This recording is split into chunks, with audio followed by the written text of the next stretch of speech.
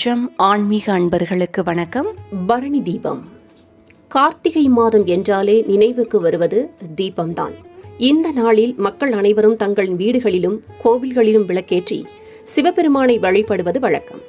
சிவன் கார்த்திகை மாத கிருத்திகை நட்சத்திரத்தில் திருமால் பிரம்மன் இருவருக்கும் அக்னி வடிவமாக காட்சி தந்தார். இந்த நாளிலேயே தீப திருநாள் கொண்டாடப்படுகிறது. அன்று அதிகாலையில் அண்ணாமலையார் சன்னதியில் ஒரு தீபம் ஏற்றி அதன் மூலம் 5 தீபங்கள் ஏற்றி பூஜை செய்வார்கள். பின்பு அந்த தீபங்களை ஒன்றாக்கி அண்ணாமலையார் அருகில் வைத்து விடுவார்கள். இதனை ஏகன் அநேகனாகி அநேகன் ஏகனாகுதல் தத்துவம் என்கிறார்கள். பரம்பொருளான சிவனே பல வடிவங்களாக அருள்கிறார் என்பதே அதன் பொருளாகும். தமிழ் மாதமான கார்த்திகை மாதத்தில் வரும் பௌர்ணமி திருநாளில் கார்த்திகை தீப திருநாள் கொண்டாடப்படுகிறது.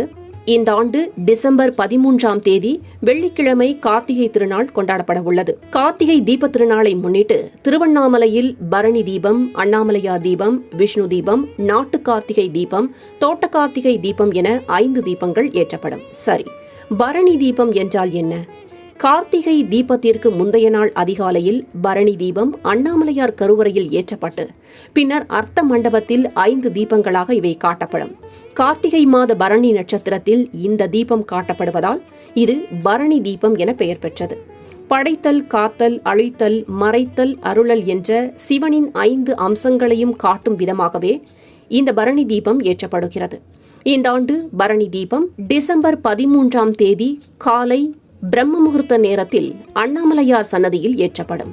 5 பெரிய அகல் விளக்குகளில் நிறைய நெய் ஊற்றி தீபம் ஏற்றுவது வழக்கம்.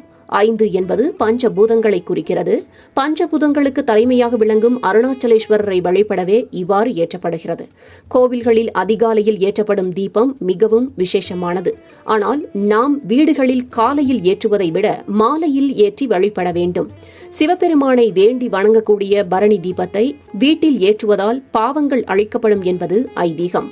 மாலை 6 மணி முதல் 7:30 மணி வரை ஒருவர் தெரிந்தோ தெரியாமலோ செய்த தவறுகளில் இருந்து விமோச்சனம் பெற கார்த்திகை மாத பௌர்ணமி அன்று ஏற்றப்படக்கூடிய பரணி தீபத்தை வீட்டிலும் முறையாக ஏற்றி வழிபடலாம்.